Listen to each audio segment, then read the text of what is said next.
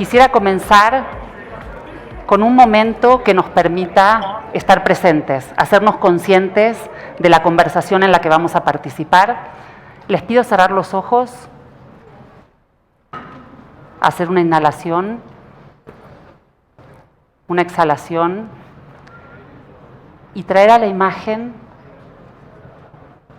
un concepto que podamos traducirlo en una palabra, una imagen, un actuar, una herramienta. Diversidad. ¿Cómo se hace presente en este momento en mí la diversidad? Y cómo esta conversación va transformando o reafirmando lo que estamos viendo en este momento. Abrimos los ojos, muy bienvenidas y bienvenidos. Tengo el placer de compartir este panel con Marina Carrillo, activista wixárika por los derechos de mujeres indígenas en México. Está virtualmente con nosotros desde Venezuela. Considerábamos que iba a participar con nosotros de manera física, sin embargo, los inconvenientes que él nos va a compartir seguramente no lo hicieron posible. Y en un momento esperemos que esté Jimmy José Pérez, fundador y director de Zona de Descarga en Venezuela. Paulina Cornejo, directora de la especialidad de diseño para la innovación social y coordinadora del Hub de Diseño Social de Centro, aquí, su casa, muchas gracias por recibirnos. Y Aura Lucía Loreda Mera, directora ejecutiva de la Asociación de Fundaciones Familiares y Empresariales. Cada una y cada uno de nuestros panelistas tienen experiencias significativas y poderosas en términos de los dispositivos sobre los que vamos a conversar, tanto en el sector público como en el privado, como en la sociedad civil. Y el fin de esta conversación es reflexionar sobre el rol de la diversidad en la colaboración, desde múltiples ámbitos para integrar soluciones a los desafíos sociales y ambientales, y cómo se articulan las voces en los procesos de colaboración. Quisiera empezar esta conversación compartiéndoles que hace 24 años el mundo maya me atrapó como persona y como profesional, y desde esa participación compartirles estos dos elementos poderosos que me llevaron a ser parte de un proceso de transformación para el territorio con un colectivo en el pueblo maya, donde la incidencia de estos dos dispositivos, uno tiene que ver con un espacio de invitación que me hizo la Fundación Avina como embajadora del cuidado, promovido por Leonardo Wolf.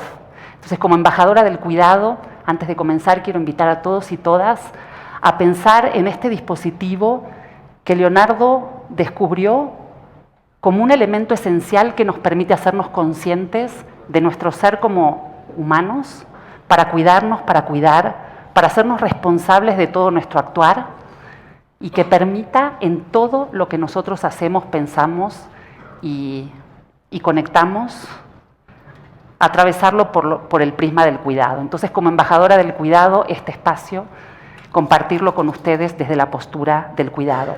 Y luego termino con una aportación muy generosa de una persona que dedicó su vida a la interculturalidad y multiculturalidad de México, que nos enseñó que la interculturalidad no es tratar al otro como uno quiere ser tratado, sino tratar al otro como el otro quiere ser tratado. Entonces, esta conversación tiene que ver con conectar con los panelistas y entender cómo estos dispositivos, donde Dori Hagerman fue quien muy generosamente compartió esto, y decirles que está presente una persona muy poderosa para el desarrollo humano en México, también Loreto García Muriel, a quien debemos mucha de la energía para la transformación, desde un modelo sistémico pero también humanista. Un prisma y una perspectiva humanista creo que puede venir como un buen eje transversal para poder abrir este diálogo. Entonces me gustaría que cada una de nuestras panelistas presentes y Jimmy a distancia. Jimmy, bienvenido. Gracias, emocionado de estar acá. No se escucha. A ver si podemos hablar. Bueno, emocionado de estar acá, agradecido con la oportunidad acá y un abrazo desde acá, del Caribe caraqueño.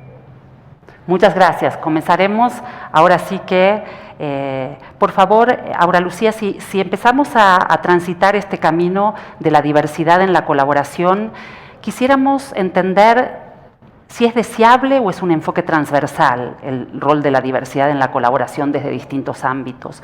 ¿Cómo abona la diversidad a las colaboraciones en términos de innovación, equidad, sostenibilidad? ¿Abona una cultura de paz? A ver, bueno, ¿sí? Primero, muchas gracias por la introducción, gracias a todos por estar acá. La verdad, pues después de una mañana tan activa y con tanto conocimiento, pues les agradecemos haber subido los 6 pisos y estar aquí con nosotros.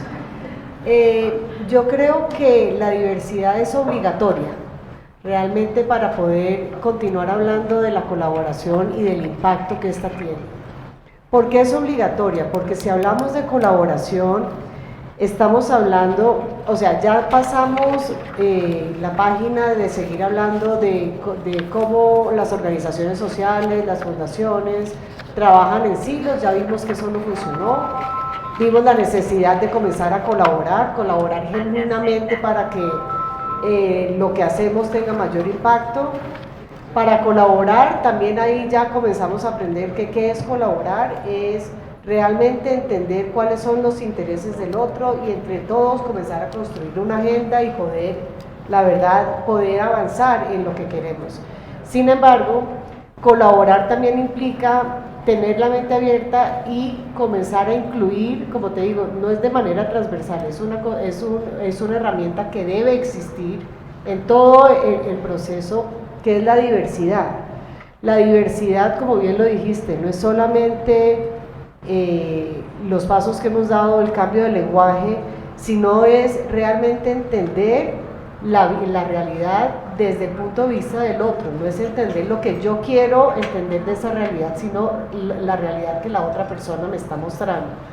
Entonces, si queremos realmente tener unas iniciativas, unos proyectos que generen un cambio social, pues debe estar incluido no solamente la colaboración, sino la diversidad.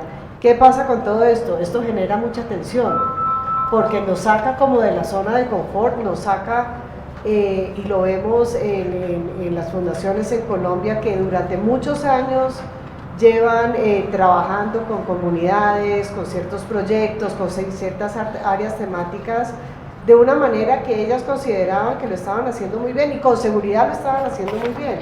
Cuando le metes, oye, ya de ahora en adelante vas a colaborar, vas a comenzar a unir esfuerzos con otros, ya ahí te comienzas a sentir un poco incómodo, porque, pero si yo lo vengo haciendo muy bien, ¿por qué me toca oír y de pronto adaptarme a lo que los otros están pidiendo? Y más aún cuando decimos no, y además tienes que incluir la diversidad. Entonces son tensiones que ayer lo hablábamos cuando estábamos preparando este panel. Si no existe tensión es porque realmente no estamos siendo ni colaborativos ni le estamos realmente apostando a la diversidad. Entonces nos tenemos que incomodar, tenemos que aprender, tenemos que desaprender.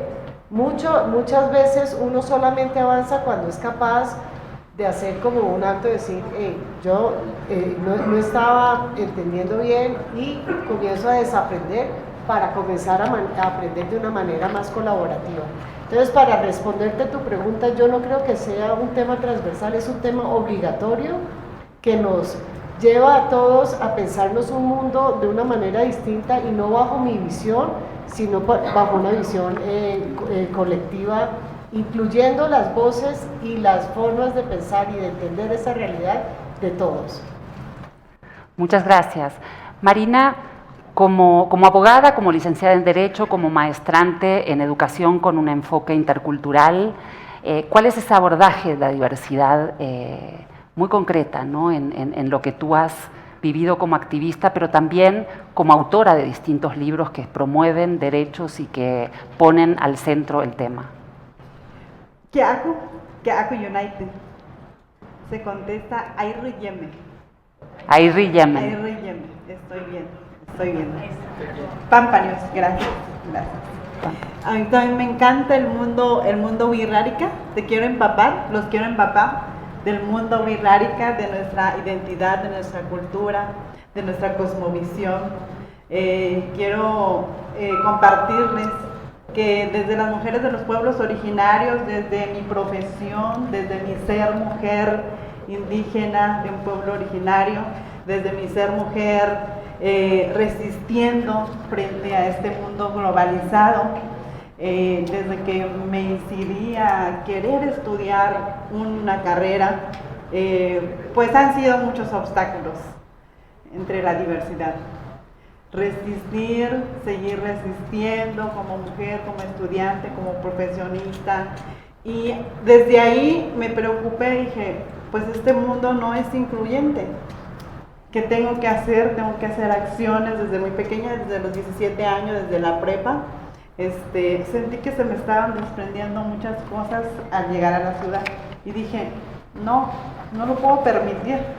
Tengo que reforzar mi identidad, tengo que hacer acciones colaborativas para incidir en esta sociedad, emprendiendo libros, coautores, en donde introducimos el tema de la inclusión, de la educación intercultural, para fortalecer nuestra identidad a través de la enseñanza de la lengua.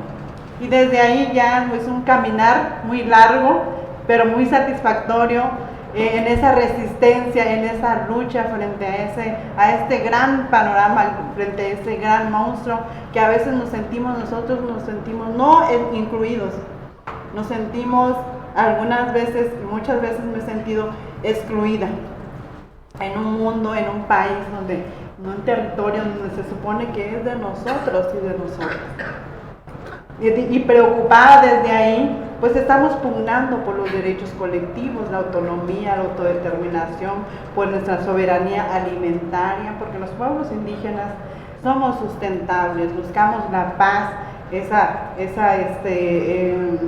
esos entornos de paz dentro de nuestras comunidades y contribuyendo al mundo en un sentido de generar esta paz, esta inclusión, que es un derecho ya.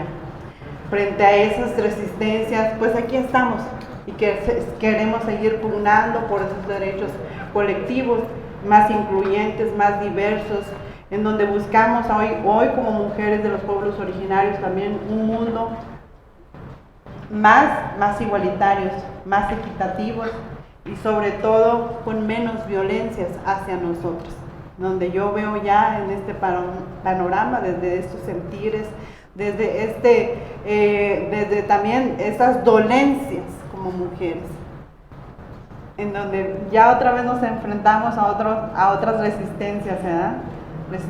Resistiendo frente a múltiples violencias que nos pasan como colectivos.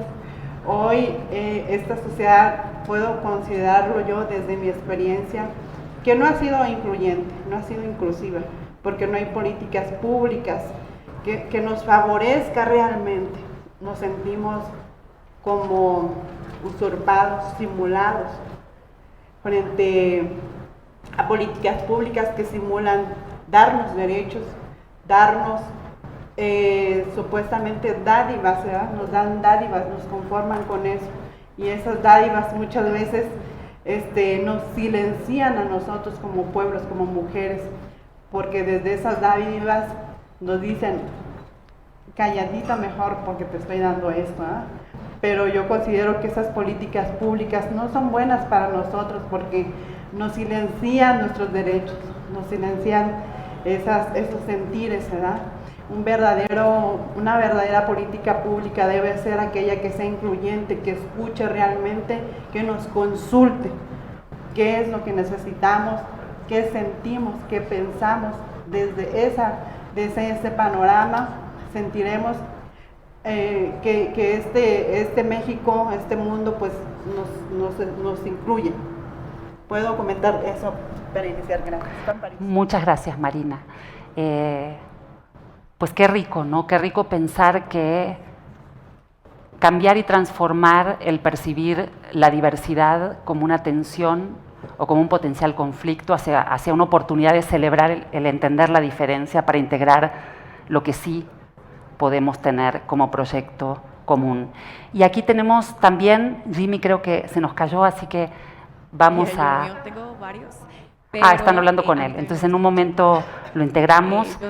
Pero así, ahora sí, Paulina, nos interesaría muchísimo, desde la perspectiva de centro y el hub que tú lideras, entender cómo ese trayecto los llevó a conectar con los barrios que son ahora los que nos están rodeando en este momento en centro, y cómo ese ser buen vecino, ese conocerse, ese tener una cercanía, construir comunidad, nos lleva a inmediatamente visualizar futuros, ¿no? Futuros juntos, futuros de diversidad y futuros de integración. ¿Cómo fue ese trayecto? Claro que sí, Carola, gracias. Bueno, pues gracias y bienvenidas, bienvenides pues a este centro que ahora me toca que sea mi casa. Me da muchísimo gusto que estén aquí acompañándonos.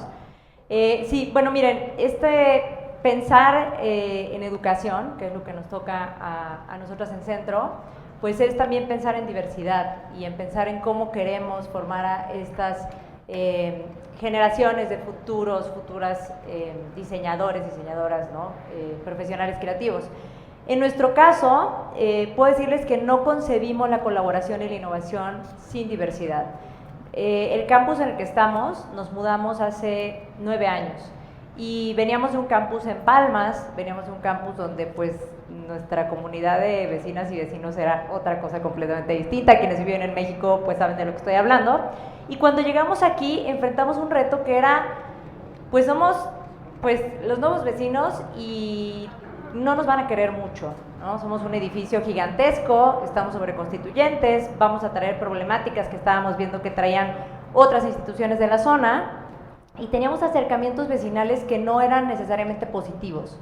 Entonces, las instituciones de la zona nos dijeron en algún momento, nos dieron algunas recomendaciones, creo que no eran las mejores, no las seguimos tampoco necesariamente, pero sus visiones de la comunidad de vecinas y vecinos eran muy exotizadas, eran visiones muy lejanas, eran visiones que estigmatizaban a la comunidad de vecinas y vecinos y nos decían un poco como manténganles alejados, o sea, creen programas asistencialistas, ¿no? Y eran muy filantrópicas, eran muy caritativas, eran asistencialistas, o sea, era crear programas exclusivamente para vecinos en horarios en los que no estaba nuestra comunidad de estudiantes aquí. Nos propusimos cambiar esa narrativa y pues desafiar un poco esas recomendaciones. Kilos, algo así. Esto empezó en 2015, mis cabellos son les estaría contando pues un cuento chino si les dijera que fue fácil, pero lo que sí fue tengo barba, estoy aquí, pues creo que lo hicimos con absoluta conciencia de querer hacer las cosas distintas. Y en ese momento creamos algo que se llama hoy el Hub de Diseño Social. Decidimos que uno de nuestros enfoques de la educación iba a ser un enfoque de diseño centrado en el contexto, en las personas y en la sustentabilidad. ¿Por qué en el contexto? Porque pensábamos que lejos de querer fomentar en nuestros estudiantes que se fueran a construir casitas a algún sitio súper romantizado, a tener una aventura de una semana en alguna comunidad muy lejana, teníamos que enseñarles a mirar los contextos en los que estaban y de los que eran parte y en los que podían incidir de manera positiva o negativa con la toma o no toma de ninguna decisión, ¿no? O sea, al final sí estaban tomando decisiones. Entonces pensamos que íbamos a introducir esto en los currículos académicos de los estudiantes de licenciatura, pero que también íbamos a generar programas donde estudiantes, docentes, personal, vecinas y vecinos colaboraran de manera transversal y que en esos programas toda la oferta iba a estar abierta de igual forma, que la comunidad iba a decidir qué era lo que quería ver, que teníamos que escucharles y que pues de alguna forma iríamos generando pues oferta de algún tipo. Tenemos hoy una oferta amplísima de programas a través del Hub de Diseño Social y colaboraciones internas también con otras áreas del centro. No les quiero como quitar demasiado tiempo con eso, pero les cuento brevísimamente. Una de las colaboraciones más antiguas y más fuertes que tenemos hoy es una colaboración que dio como resultado un torneo de fútbol donde participan pues aproximadamente 120 personas. Es una liga abierta en la que muy poca gente creyó en 2016, se generó en un aula con estudiantes de maestría y 6 vecinas y vecinos que pues logré que me hicieran caso en esa época y los logré traer a centro. Y hoy es una liga que se juega en el bosque de Chapultepec, en donde tenemos ya también un equipo del Centro Médico ABC, tenemos estudiantes de la preparatoria Crystal House, pero tenemos también vecinas y vecinos que pueden ser estudiantes de prepa o personas que no están escolarizadas o personas de 50, 60 años que forman parte de la liga, pero que han codiseñado y co-creado la liga con nosotros a lo largo de los años. Tenemos a la parroquia de Sur 128, en fin, es una liga donde están estudiantes, donde está personal de centro, donde está personal de instituciones de la zona, donde está el bosque, y entonces se ha ido fortaleciendo, y lo que hace años pensábamos imposible, se ha vuelto una realidad, y esto es en lo que nosotros pensamos que es imaginación social. La imaginación social nos ayuda a crear espacios de posibilidad. En 2016 utilizamos la imaginación social para eso y creamos conjuntamente espacios de posibilidad e imaginamos torneos. Ese primer torneo yo honestamente en el fondo de mi corazón dije no va a pasar nunca, y hoy tenemos 14 equipos que están jugando todos los sábados y donde se juegan más de 150 partidos de fútbol a lo largo del año. Entonces, como eso tenemos talleres de todo, son tan diversos como la diversidad de nuestra comunidad. A veces los docentes son estudiantes, a veces los estudiantes se vuelven docentes, a veces los vecinos se vuelven docentes, este espacio se vuelve un espacio de yoga los lunes, ¿no? Abierto a nuestra comunidad, y los talleres son enormes, son diversísimos. Entonces, bueno, ese es un poco lo que hacemos y lo que hemos logrado, creo que pues intentar transformar y transformarnos con la colaboración de nuestra comunidad y no nada más convertirnos en un problema de tráfico. No. Muchísimas gracias, Paulina. Sí me gustaría traer aquí lo que escuchamos hace un momento, ¿no? En la conferencia con Otto Scharmer, la importancia de partir del suelo social, ¿no? y entender esa calidad en la conciencia y en las relaciones que construimos, ¿no? Creo que coincidimos en las exposiciones. Jimmy no nos puede acompañar, pero ayer también contribuía desde su espacio en Venezuela cómo entendernos como seres humanos y cómo la transición de lo individual a lo colectivo y esa construcción de la agenda colectiva, contemplando la diversidad, es obligatoria para entender la inclusión, ¿no? Y avanzando en esto también nos gustaría saber, así como identificamos estas experiencias que nosotros atravesamos y desde las formaciones, pero también desde la identidad de los diseños que tenemos que hacer, reclamábamos el reconocer que hay un ámbito de profesionalización en las intervenciones y en los diseños de las intervenciones para las colaboraciones con diversidad. No suceden de manera independiente a la conformación y a la creación de propósitos comunes, de agendas que tengan una metodología, por ejemplo, de impacto colectivo, que hoy está dando muy buenos resultados, con mediciones compartidas, pero también entendiendo las colaboraciones eficientes, la comunicación continua y la posibilidad de contar con un backbone o una gestión para todas estas iniciativas. La colaboración no es complicada, pero es compleja. Y la diversidad merece la identidad de cada una de sus partes en el entendimiento de cómo se unen en la colaboración para esos propósitos que trascienden a esas individualidades. Y hablando de estas herramientas que yo mencioné, una en la cual transitamos desde Fundación Haciendas del Mundo Maya, me gustaría saber, hablaba también Otto Scharmer de la importancia de ser muy concretos en las herramientas, la ciencia y la tecnología, en cómo abona para poder ir transitando en los distintos ámbitos para pasar de lo ego a lo eco, ¿no? Pasar del ego a una trascendencia en la transformación que nos impone la realidad ambiental y social y las crisis que estamos enfrentando, ¿no? Entonces, Paulina, si tú pudieras ser muy específica, porque hablaste de una metodología muy particular que ustedes fueron desarrollando y que hoy la tienen identificada como un capital, ¿no? Como un capital que les permite replicarlo y generar nuevas alianzas, y que son herramientas que en el pensar la diversidad y la colaboración nos permiten trascender al actuar, ¿no? Sí, claro. Bueno, nosotros a lo largo de los años identificamos, obviamente, pues trayectorias súper destacadas que están incidiendo en el ámbito de lo social. Creo que uno de los temas es siempre el cómo lo hicieron, y gobierno diciendo, quiero replicar esto, escalar esto, hay que llevárnoslo, ¿no? U otras organizaciones. Y también creo que hay que destacar aquí, antes de las herramientas, que la replicabilidad en estos proyectos siempre es súper complicada, porque hay algo que no se puede replicar, que no se puede diseñar, que es la confianza, ¿no? Y son estos procesos que siempre toman tiempo y que además, aunque tenemos la sensación de que los podemos, y el profundo deseo de que los podemos controlar, no los podemos controlar. Los procesos sociales no se controlan, y si se controlan, pues entonces hay algo que está profundamente pues mal, ¿no? Porque si llegamos a un contexto con una solución y ya sabemos lo que queremos que pase, pues es que entonces hay que ahorrarnos ese esfuerzo. Si no queremos escuchar, no vale la pena, creo. Entonces, en ese sentido, pues en Centro hemos desarrollado con muchísimos aprendizajes también que vienen de herramientas valiosísimas, otras herramientas que creo que tienen el valor de, uno, estar pensadas para ser en español. Uno de los problemas que veíamos era que muchísimas herramientas que están disponibles hoy en línea, que están disponibles en YouTube, que están disponibles en libros, están en inglés, tomadores de decisiones no son necesariamente aplicables o replicables en nuestros contextos, y no tenemos datos de cómo se pueden replicar, no hay como esos acompañamientos, ¿no? Los programas que existen también tienen ese problema, que dicen, sí, vente a no sé, Nueva York o a Berlín, ¿no? Vamos a hacer esto, vamos a hacer trabajo de campo, pero te deslocalizan. Entonces, eso también es un reto enorme. Lo que hicimos en Centro fue pues abrir una especialidad de diseño para la innovación social, en donde pues lo ofrecemos de manera digital, lo ofrecemos principalmente en español, y tratamos de que las personas puedan ir, puedan aprender haciendo. Hacemos, ¿no?, lo que es investigación-acción, y entonces tratemos de aprender en nuestros propios contextos. Eso por un lado.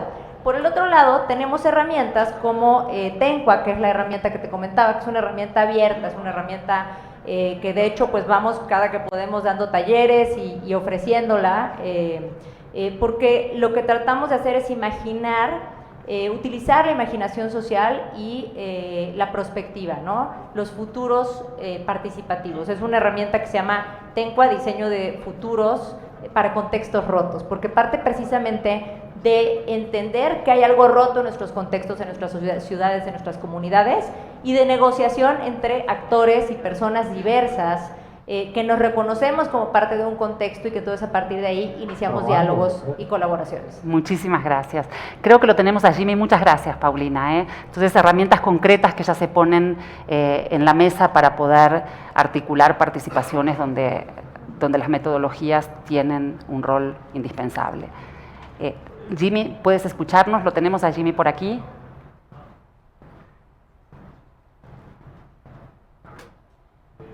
A veces la paciencia es parte del proceso.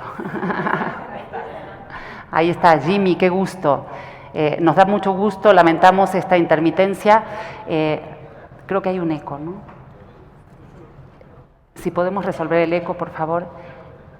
Quisiera compartirles que Marina y Jimmy, me llamó mucho la atención cuando leí sus semblanzas, comparten un activismo muy precoz, ¿no? Tanto Marina como Jimmy a los 17 años, y coinciden con eso, empezaron a actuar de manera muy ejecutiva, ¿no?, hacia la acción y con agencia para la transformación de sus realidades. Se nos cayó Jimmy, y esos son los desafíos que tenemos en la sociedad de hoy también.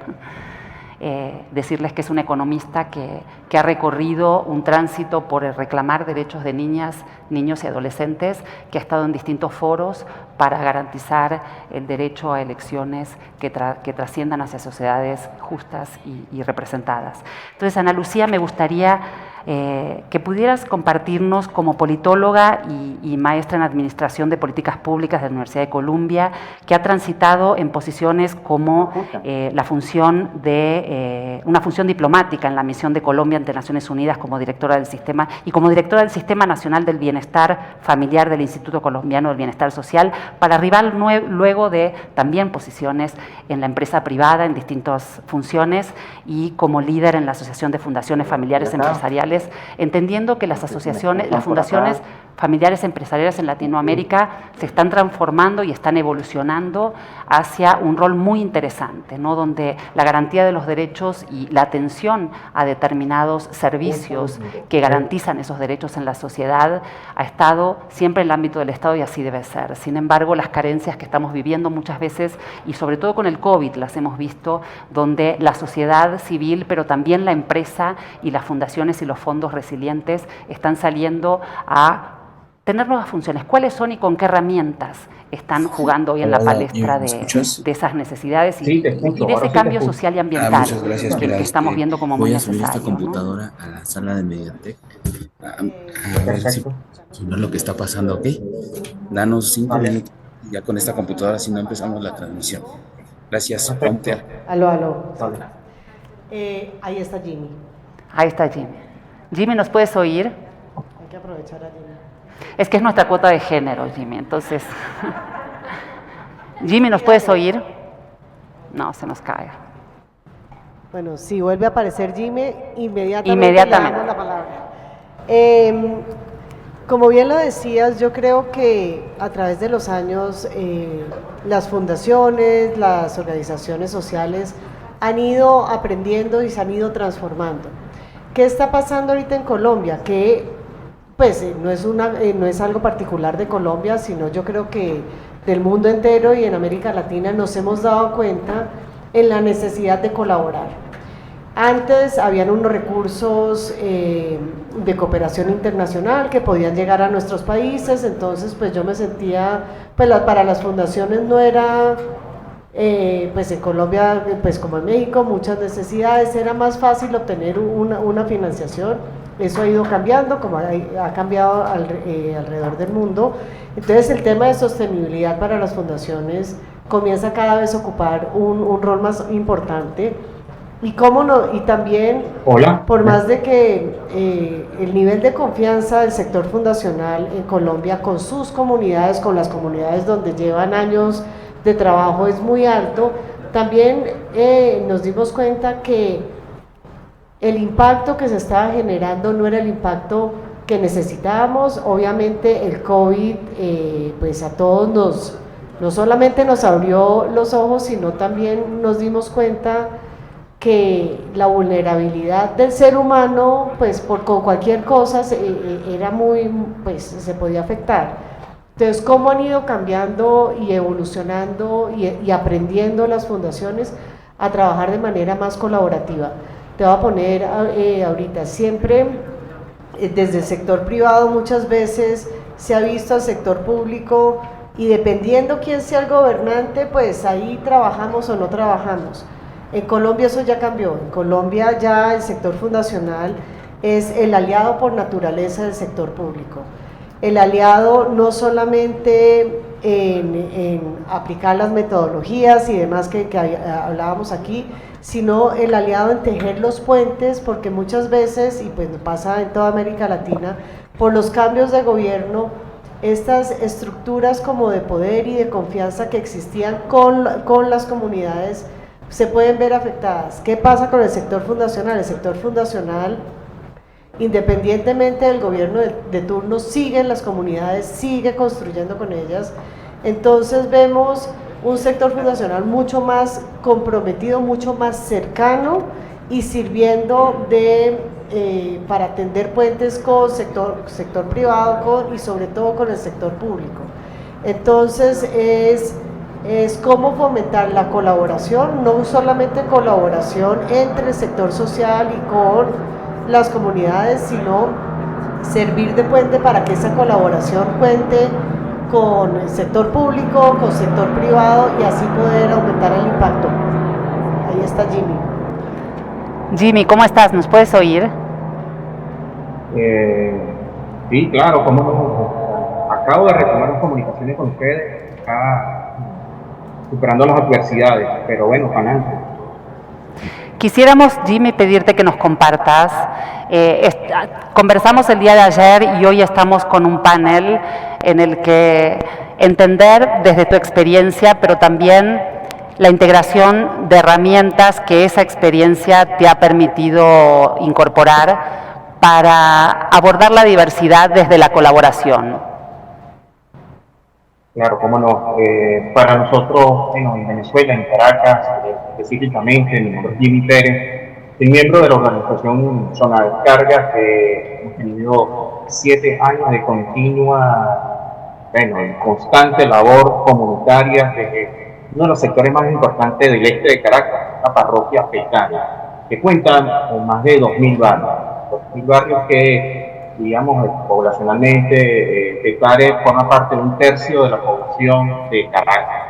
Entonces, Zona de Descarga, para nosotros, bueno, es una organización que tiene un acento o es una plataforma artística cultural que busca demostrar los recursos propios del barrio o los recursos propios de estas comunidades, respetando y valorizando la diversidad cultural que hay en Petare, que es una ciudad casi cosmopolita, donde buscamos la manera de cooperar con la comunidad con un acento del por y para que tenga sentido. Es decir, todas las actividades que nosotros siempre vamos en práctica o en la práctica sumando voces y finalmente bueno, nosotros buscamos a través de las nuevas formas de hacer arte, música, de deporte, educación, para ampliar las perspectivas de estos niños, de estos jóvenes también de diversas generaciones que conviven en lugares donde se manifiesta la violencia. Nosotros desde la organización Zona de Descarga, cuando en la pandemia, voy a tocar este tema, no sé si me lo permiten, desde la pandemia vimos cómo la nueva normalidad afectó en las relaciones sociales y luego partimos de un lugar donde estos lugares no convencionales, donde estos lugares de relacionamiento social, donde estos lugares no convencionales empezamos a ver espacios de encuentro, espacios donde queríamos compartir la experiencia nuestra, lo que nosotros decimos la Plata Banda, que es un lugar parecido o similar a la azotea, donde este lugar es una especie de plataforma, de tarima o de anfiteatro donde promocionamos o estimulamos el proceso de diversidad a través de distintas formas, de distintas maneras, y aprovechando estos espacios para darle, bueno, un sentimiento de arraigo, un sentimiento de consolidación del barrio que trascienda la desesperanza y la violencia. En un contexto complejo donde los espacios convencionales como los plazas, los teatros, los centros educativos cada vez se reducen desde el punto de vista del control del Estado, del control de diversas formas de hegemonía de pensamiento, y que encontramos estos lugares para el encuentro de las ideas, el encuentro de los artes, el encuentro de expresiones comunitarias donde, bueno, se puede palpar la diversidad. Diría de esta manera que hemos encontrado en estos lugares unos beneficios de la diversidad, la innovación, hemos promovido la innovación desde la creatividad, por eso estas ideas que nos permitieron, bueno, encontrarnos desde la pandemia, donde estábamos confinados en lugares, en nuestros hogares, y cuando hicimos una experiencia que quisiera compartir, quisiera un minuto, no sé si estoy pasando exactamente, en la Platabanda para nosotros se convirtió en el lugar para reconectar, en el lugar para generar espacios de sostenibilidad y de cultura de paz, en donde la Platabanda se convirtió en el pacto de convivencia y cese de la violencia, y eso es importante porque a través de la música, a través del arte, a través del teatro, a través de los foros del encuentro,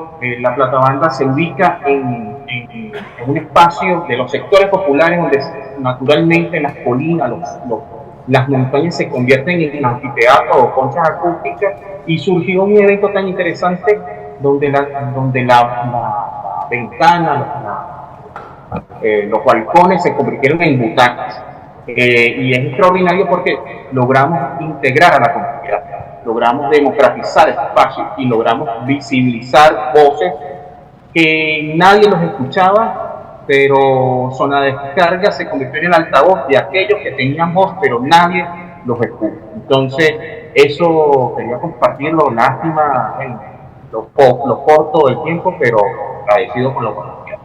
Muchas gracias, Jimmy. Y quisiera terminar, Ana Lucía,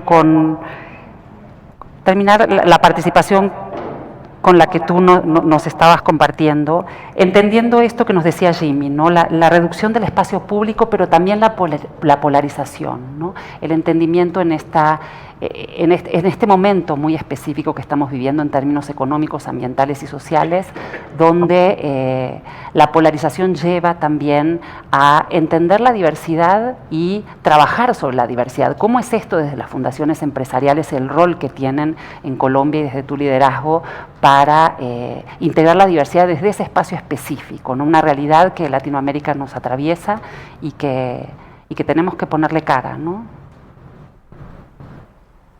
Bueno, yo creo que, o sea, desde las fundaciones, la oportunidad es, las fundaciones ya tienen esta cercanía, ya tienen estos espacios, ya han ido construyendo esta confianza, pero ahorita que haces la pregunta me quedo pensando, y yo creo que debe ser un rol de pronto más activo en adoptar metodologías, porque estoy totalmente de acuerdo contigo. Estos son procesos sociales tan complejos que lo que funciona aquí es que podríamos hacer el ejercicio aquí perfecto, hacer un ejercicio con la misma metodología con el grupo, 2 grupos, 3 grupos, y con seguridad los resultados son muy distintos. Pero entonces yo sí creo que las fundaciones pueden y deben tener un rol más activo, fomentando metodologías, no importa cuál sea, de escucha activa, de realmente sentarse y construir entre todos, pues esto puede sonar muy poético, el futuro que queremos ver, pero sí de una manera mucho más genuina, donde las voces de todos tengan el mismo peso, donde también, como les decía al principio, desaprendamos estas relaciones de poder que siempre han existido, porque eso es una de las cosas que tiene que cambiar. Esto es una de las cosas que, como bien lo decías, en la polarización en la que vivimos, no solamente en Colombia, sino alrededor del mundo, estas estructuras de poder que llevamos años viviéndolas, tenemos que dejarlas a un lado y poder comenzar a tener una visión más colectiva de lo que queremos ser, de a dónde queremos llegar, de las voces, y que todo el mundo se sienta que su voz fue incluida. Y eso se puede hacer, y creo que las fundaciones ahí me llevo la tarea, porque sí creo que debemos tener un rol mucho más activo, porque son espacios donde ya la diversidad es permitida, son espacios donde ya hay algo de confianza y que podemos tener un rol mucho más de construir y comenzar como a construir un tejido social más sólido que nos pueda ayudar. Sí, y en ese sentido creo que todos los esfuerzos desde el lente de género pueden ser una gran inspiración, ¿no? Pensar en un lente que nos permita abordar la diversidad y entender cuáles de las metodologías que movieron la aguja nos pueden llevar a resultados con impacto en términos de colaboraciones y transformación. Y Marina, quisiera también que nos compartieras, ¿no? Esas herramientas, esas metodologías, esos momentos poderosos, sin que sea una narrativa de procesos, pero sí en el entendimiento de lo que tú sientes que te ha permitido transformar esos espacios que restringían tus libertades, que las violaban, que violentaban los espacios. Estábamos hablando realmente junto con Jimmy, también me gustaría luego escuchar de Jimmy cuáles son esas herramientas, que un poquito nos hablaba también de la innovación, ¿no? y construir espacios de encuentro fuera de los espacios tradicionales, y la escucha es otra de ellas, ¿no? La escucha activa, el hacer consciente las relaciones de poder para poder integrar agendas en un marco mucho más equitativo. ¿Y cuáles mencionarías tú, Marina? Desde la organización considero que es muy importante desde esos espacios organizativos. Considero que desde 15 años para acá, cuando sembramos esa apertura de la universidad donde no había espacios, no nos permitían acceder a la universidad porque no alcanzábamos los puntajes, por tal no podíamos acceder a una escuela pública. pugnamos para que hubiera espacio, una cuota de universitarios. Y de ahí para acá considero que se sembró una gran semilla de estudiantes profesionistas indígenas, que hoy a esta fecha estamos ya con herramientas profesionales pugnando por los derechos, defendiendo la autonomía de los pueblos indígenas,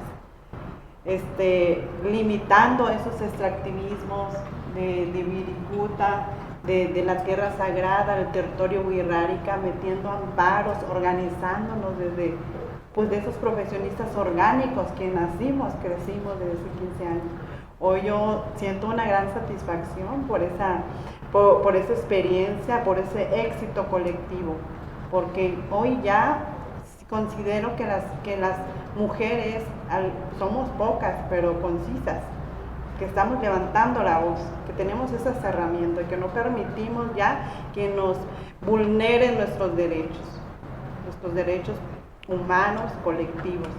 Entonces, desde ese éxito, ahorita veo un cúmulo de profesionistas por ahí regados de pueblos indígenas, y no solamente wixárika, sino que también de otros territorios, porque migran y también fueron arropados por esa inclusión de derecho a la universidad, de verdad, ingenieros, médicos, abogados, abogadas, de excelencia, maestros. Y hoy estamos un poquito gozando de esa semilla que se sembró. Puedo decirlo con mucho orgullo, en donde pues de esos espacios organizativos estamos despertando ya, estamos siendo visibles, porque estamos exigiendo, porque estamos pugnando, porque estamos en espacios de inclusión que nos ha costado mucho llegar en juicios orales, ganando juicios, acciones afirmativas para pueblos y mujeres indígenas, para esa representación en esos espacios públicos, espacios de decisión, que nos ha costado mucho, sí, y bastante, dolor y otras cuestiones, pero lo hemos logrado y es una satisfacción colectiva, porque hay defensores en el Poder Judicial, defensores indígenas, porque ya hay diputados, diputadas que están ahí, ya ahorita lo estamos palpando, y fue a causa de esas luchas, de esas semillas, y que hoy estamos quitando esos espacios, porque aún así en el siglo XXI no nos los quieren dar, nos impugnan, y otras impugnaciones, nos vamos hasta la Suprema Corte. Hoy está un asunto en la Suprema Corte de acciones afirmativas que quieren dar para abajo, y ahí estamos resistiendo nuevamente. Es un camino de resistencias y no nos vamos a cansar de exigir, de pugnar, de alzar la voz hasta que tener un México más inclusivo, incluyente, como lo quieran ver, en donde seamos considerados realmente los pueblos indígenas, donde realmente nos escuchen nuestra voz y no sea una simulación en este territorio. Hoy más que nunca estamos viviendo un panorama, como usted lo decía, desafiante. Nos quieren quitar nuestros derechos y es lamentable. Y desde esa organización, a esa fuerza del Estado, pues hemos estado ahí parando proyectos hidroeléctricos, en donde se me enchina la piel, en donde nos organizamos y bajamos hasta con machetes nuestros compañeros indígenas para no permitir esos extractivismos que existen en nuestras comunidades. Es muy bonito esa organización en donde nos arropamos todos en lucha. Sí, hay miedo, ha habido mucho miedo. Vamos a seguir transformando, porque queremos un espacio libre, un mundo libre de violencias hacia todos y a nosotros en particular, porque nos quieren minorizar más, que seamos menos. Y desde mi lucha, desde mi colectivo, desde mi sentir, desde lo que puedo hacer, desde fortalecer mi identidad, Ahí está mi compromiso como mujer indígena. Pampariense. Gracias.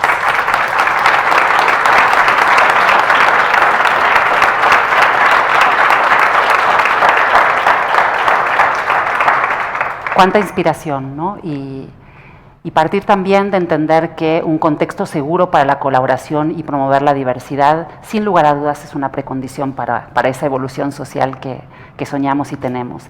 Y ahora nos gustaría, Jimmy, también invitar a todos quienes nos acompañan a cambiar la dinámica. Nos invitaron para implementar una pecera. ¿Qué significa la pecera? Tenemos una silla vacía, estamos Jimmy y unas servidoras, y quisiéramos llenarla con aportaciones en las temáticas y con preguntas, con diálogos que nos permitan avanzar.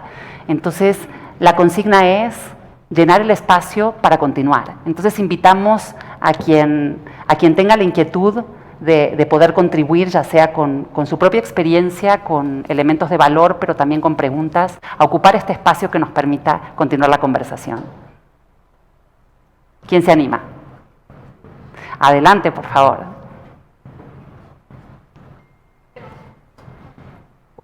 Gracias, buenas tardes. Qué inspirador, qué bonito. Yo tengo una pregunta. ¿Quieres presentarte? Así sabemos quién eres. Sí, gracias. Yo soy Laura Ramírez de Mexicanos Primero. Es una organización que trabaja haciendo incidencia en política pública educativa.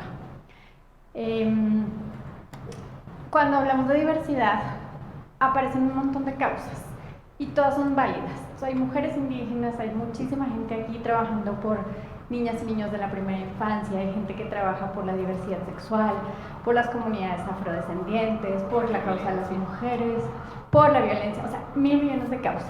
Creo que todas son súper válidas y también entiendo que uno tiene que trabajar desde su nicho y no podemos trabajar todos en todo, ¿no?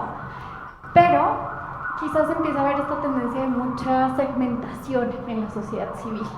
Yo trabajo en esto, yo trabajo en esto, yo trabajo en esto. Es válido, los fondos son escasos, la energía, la capacidad, hay muchos procesos muy complejos, legales, ¿no? Cada vez es más difícil.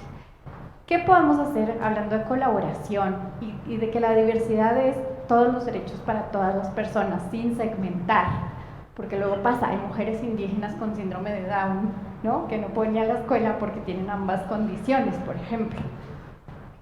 ¿Cómo avanzar o qué se puede hacer para que en esta diversidad válida tampoco quede segmentado, sino que trabajemos por un mundo para todos y derechos para todos? Jimmy, ¿quieres? Escuchan, sí, escuchan. ¿Pudiste oír la pregunta?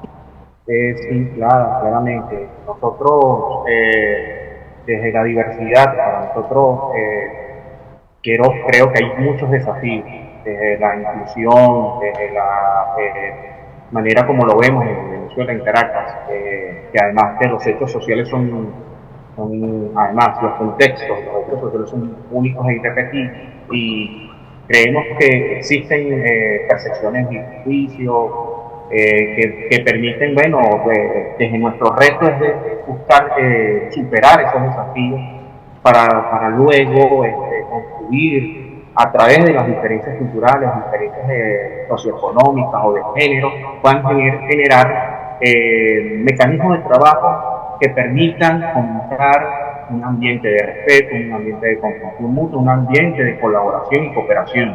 Por eso cuando nosotros hablábamos desde la participación desde nuestra ONG, para nosotros el sentido de trabajar con la comunidad es respetando sus diversidades, respetando sus tradiciones, sus manifestaciones culturales, para promover la equidad, para promover el acceso a la información, para que todos tengamos oportunidades sin distinción de género, color, raza, credo, hasta ideológico, porque en el contexto venezolano siempre vemos el tema de la polarización como más que ver las diferencias, buscar los puntos de encuentro que nos permitan un acercamiento humano, un acercamiento donde, bueno, revaloricemos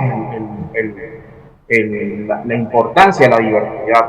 Entonces, considero yo que, y aquí diría, lo hizo un hombre, la activación de la figura de la mujer, la figura de la madre es importantísimo para la consolidación de la cultura de paz, de construcción de diálogo, de construcción de propuestas que permitan, bueno, reducir la violencia y la pobreza, que son elementos que generan las desigualdades. Y concretamente consideramos acá que para mí es muy importante y definirlo de esta manera, en resumen, para mí la inclusión y la valoración de todas las voces son esenciales para el éxito de todo lo que hemos venido llevando a cabo, desde lo ambiental, desde la defensa de los derechos humanos, desde la defensa de los derechos políticos, desde construir entornos saludables, desde lo ecológico, desde el respeto de género. Eso es lo que hemos logrado llevar a cabo de acá en Venezuela. No sé, muchas gracias, Jimmy, muchas gracias. Y me gustaría abordar también esta pregunta desde una experiencia en el sector artesanal, donde pudimos escalar a partir de un colectivo de organizaciones la posibilidad de atender el no segmentar y no dividir, sino buscar esas colaboraciones poderosas de red.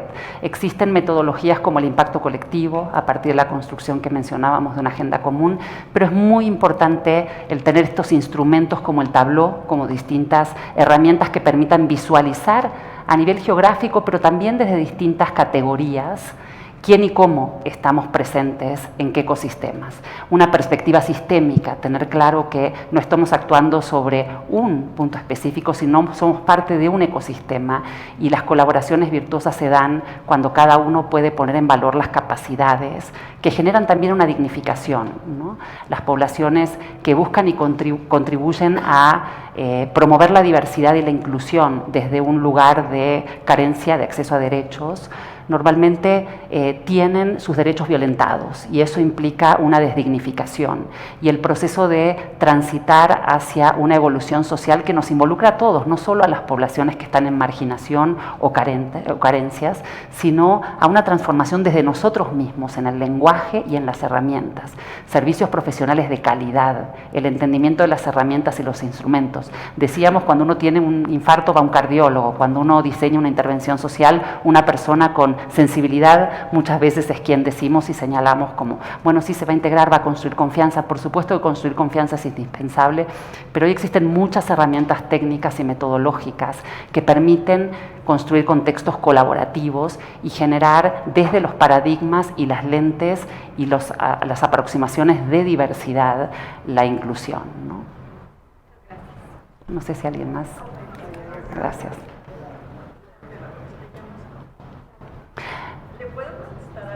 Pero te sientas, Loreto, te invitamos a sentarte. Queremos escucharla a todos. Todes. Gracias. No es pregunta, es felicitación a las 4 y a los 5, Jimmy.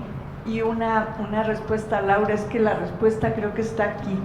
Y eso es lo que me encantó tu pregunta, porque yo creo que uno de los retos como organizaciones civiles es justamente nosotros generar inclusión entre nosotros y generar esa diversidad de trabajo bien profesional, bien profundo, bien especializado, pero con la apertura de trabajar juntas las organizaciones civiles.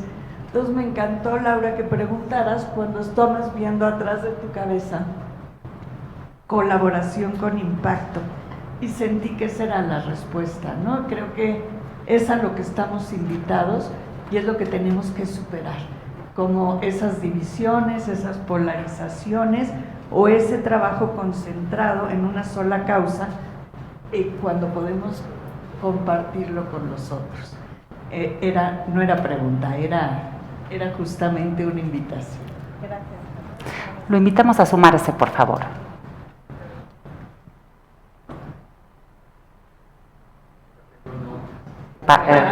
Nos gusta. Estamos todos.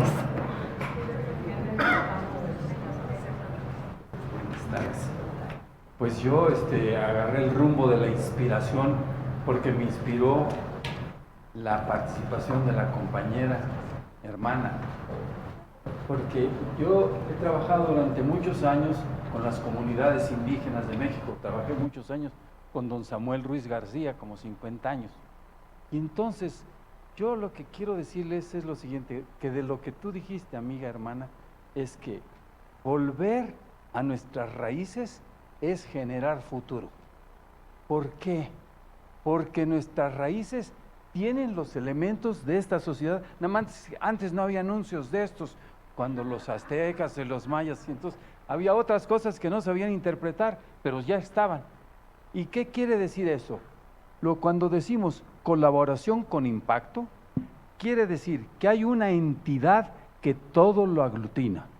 La entidad que lo aglutina se llama la comunidad. Y nadie actúa sin la comunidad.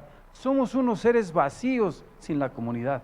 Y nuestra identidad consiste en que nosotros respondemos en la construcción de ello. Y tenemos una manera, como nos dijo el señor que habló hoy en la mañana, tenemos un instrumento. Y en las lenguas indígenas, por ejemplo en el celtal, se dice, Hunash kotantik yashvenotik.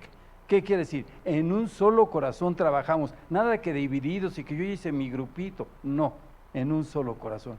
Y yo lo que quería decir es que si vamos a nuestras raíces, si aprendemos de ellas, tenemos futuro, porque tenemos un pasado muy rico. Pero no es para que sea el pasado, sino para que proyecte el futuro.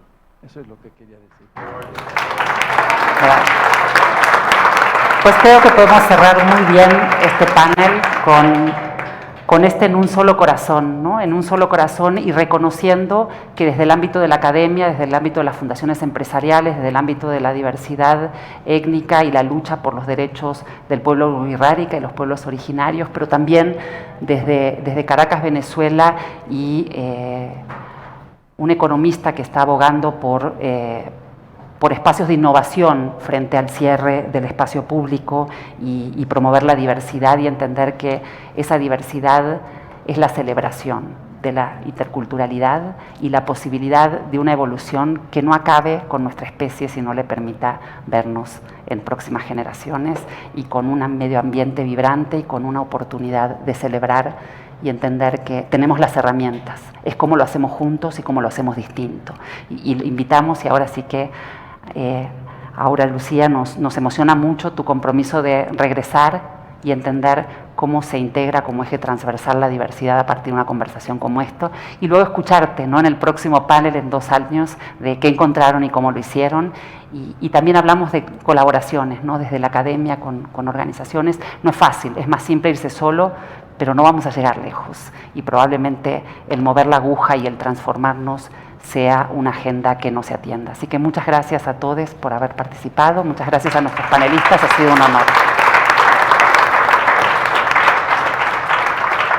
Muchísimas gracias a nuestros panelistas, creo que este fue un momento como de los más bonitos del encuentro, como que se sintió muy cercano, y también pues hablando de la inclusión y la colaboración, también como más horizontal, que todos seamos partes de esta conversación. Muchísimas gracias a nuestros panelistas, a Jimmy desde Venezuela. Gracias, Nos Jimmy. encanta tenerte, aunque en línea, pero qué bueno que pudiste ser parte.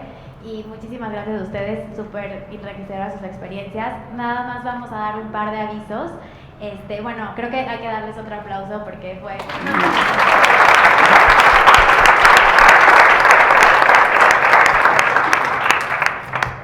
Y bueno, nada más en cuestiones logísticas, muchas gracias por participar. Como ven, aquí somos 100 personas y ahorita sigue la parte de la comida. Entonces, para no, pues para los que podamos subir a escaleras, vamos a sugerirles que suban por las escaleras. La comida va a ser en el piso 8. Quienes no, también vamos a dar preferencia a que utilicen el elevador, pues las personas que lo necesiten. Y quienes ya no nos acompañen en la comida, les vamos a pedir que si pueden bajar por el elevador hasta el final o por las escaleras también, quienes se sientan con todavía muchísima energía y quieran como despegarse un poquito. Entonces, bueno, los esperamos en la comida, esperamos que sigan disfrutando y gracias por acompañarnos.